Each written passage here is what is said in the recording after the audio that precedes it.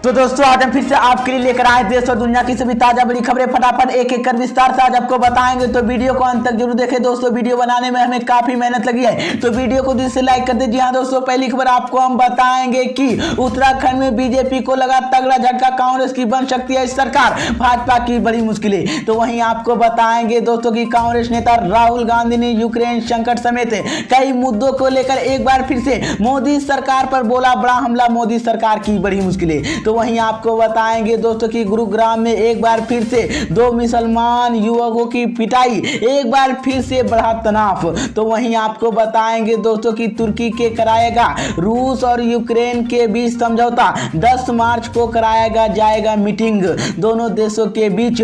तो वहीं आपको बताएंगे दोस्तों कि यूक्रेन से भारतीय चलाए गए ऑपरेशन गंगा के नाम पर अखिलेश यादव ने जताई आपत्ति। तो दोस्तों सभी खबरों की जानकारी एक एक कर विस्तार से बताएंगे दोस्तों। इससे पहले कि एक छोटी सी रिक्वेस्ट करेंगे दोस्तों, क्योंकि यहाँ कोई गोदी मीडिया चैनल नहीं है, यहाँ पर सिर्फ और सिर्फ सच बताया जाता है, सच दिखाया जाता है। अगर आप भी निष्पक्ष पत्रकारिता का सपोर्ट करते हैं, अगर आपको भी लगता है कि देश में होने वाले तमाम चुनाव ईवीएम से ना होकर बैलेट पेपर से होना चाहिए, अगर आप भी इस तरह के मांग करते हैं तो आप इस वीडियो को लाइक करके चैनल को सब्सक्राइब जरूर कर लीजिए और साथ में बेल आइकन भी प्रेस कर लीजिए और वीडियो को ज्यादा से ज्यादा शेयर कीजिए। इसी बीच पर दोस्तों अगली खबर की औरतों की मैं आपको बताएंगे कि उत्तराखंड में बीजेपी को लगा तगड़ा झटका, कांग्रेस की बन सकती है सरकार, भाजपा की बड़ी मुश्किलें। जी हां दोस्तों, आपको बता दें ये बड़ी खबर सामने निकलकर आई दोस्तों कि उत्तर प्रदेश विधानसभा चुनाव के लिए 70 सीटों पर हुई वोटिंग के एग्जिट पोल का आंकड़े सामने आ गए हैं। एबीपी न्यूज के वोटर के एग्जिट पोल के आंकड़ा मुताबिक कांग्रेस के 32 से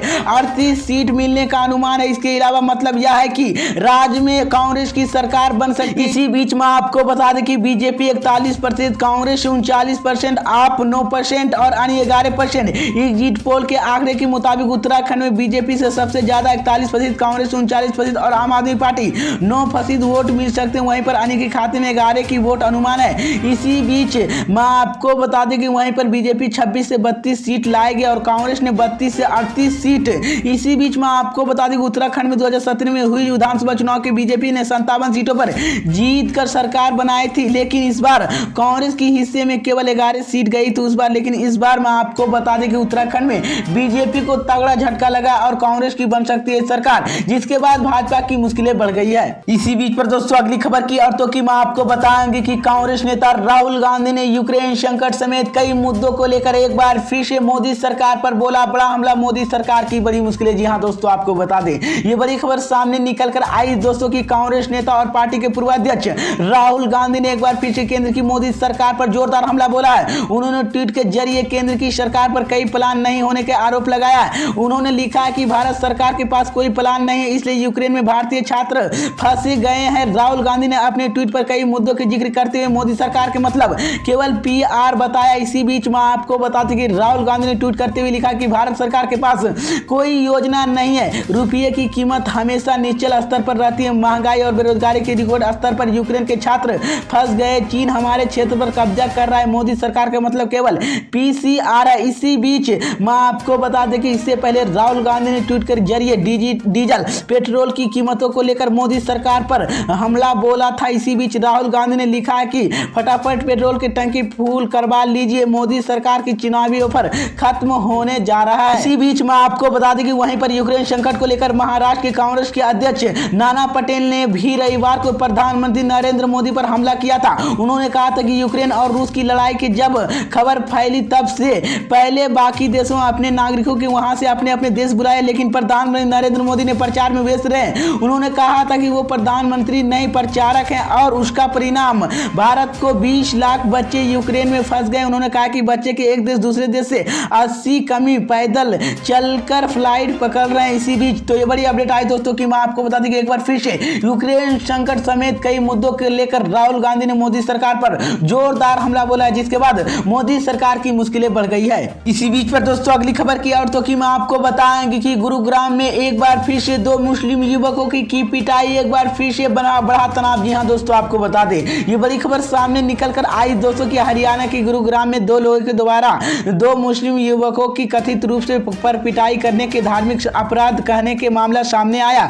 पुलिस ने इसी मामले के एफआईआर दर्ज करते हुए घटना की जांच शुरू कर दी है। इसी बीच में आपको बता दें कि गुरुग्राम में पुलिस ने सोमवार को बताया कि दो 2 मुस्लिम लोगों की कथित तौर पर पिटाई की गई है और 2 लोगों ने उन पर धार्मिक अपराध कराए गए। पुलिस के अनुसार पीड़ित की पहचान बिहार के मूल निवासी अब्दुल रहमान और उसके दोस्त मोहम्मद आजम के रूप में हुई। आरोप है कि हमलावर 2 मुस्लिम लोगों के लिए सुअर खिलाने की बात कर रहे थे, उनमें से एक के सफेद पाउडर खाने के लिए मजबूर कर दिया गया था। तो ये बड़ी अपडेट आई दोस्तों कि मैं आपको बता दें, गुरुग्राम में एक बार फिर से 2 मुस्लिम युवकों की पिटाई की, एक बार फिर से बढ़ गया है तनाव। इसी बीच पर दोस्तों अगली खबर की और तो कि मैं आपको बताएंगे कि तुर्की कराएगा रूस और यूक्रेन के बीच समझौता, 10 मार्च को कराएगा दोनों देशों के बीच मीटिंग। जी हाँ दोस्तों, आपको बता दें ये बड़ी खबर सामने निकल कर आई दोस्तों कि रूस और यूक्रेन पर हमले की शुरुआत किए 10 दिन से अधिक हो चुके।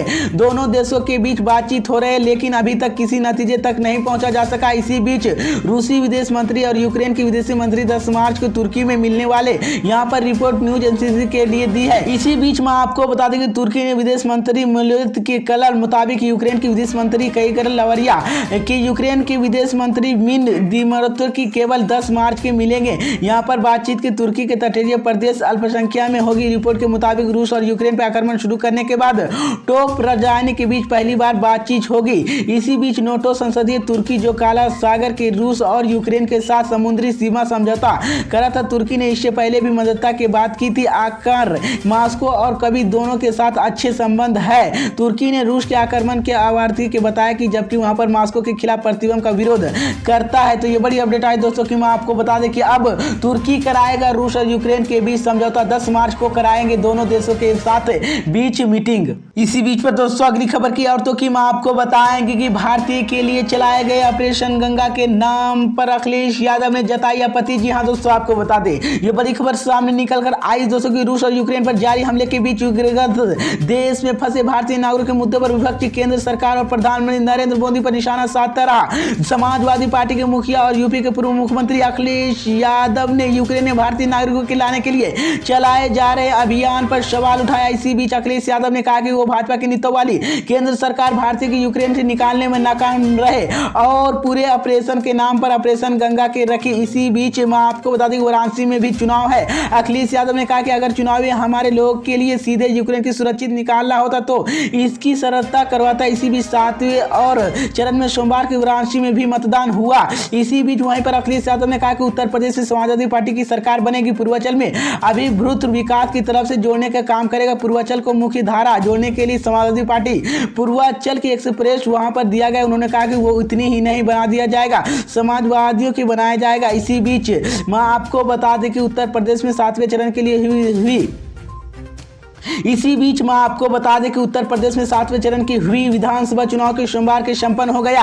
अखिलेश यादव ने कहा कि इस बार जनता डबल इंजन की सरकार की पार्टियां की उखाड़ के लिए तैयार कर दे। उन्होंने दावा किया है कि सपा गठबंधन कम से कम 300 से ज्यादा सीटें जीतेगा। इसी बीच मैं आपको बता दें कि यूक्रेन में फंसे भारतीय नागरिकों के लाने के लिए वायुसेना मोर्चा पर लगाया गया पेलेंट रवाने के रास्ते हजारों भारतीय नागरिकों अभी तक सुरक्षित निकाल जा चुका है। सरकार के 4 मंत्रियों यूक्रेन में पड़ोसी देशों में भारतीय नागरिकों के लिए सुरक्षित वापस लाने की संवाद स्थापित करने के लिए भेजा। वहीं पर कर्नाटक के रहने वाले नवीन शेखरप्पा ने भी रूसी सेना पर द्वारा की गई गोलीबारी के लिए जान चली गई। जानकारी के मुताबिक अभी भी वहां पर भारतीय नागरिक फंसे हुए हैं। इससे पहले मैं आपको बता दें कि अखिलेश यादव ने भारतीय के लिए चलाए गए ऑपरेशन गंगा के नाम पर अखिलेश यादव ने आपत्ति जताई है।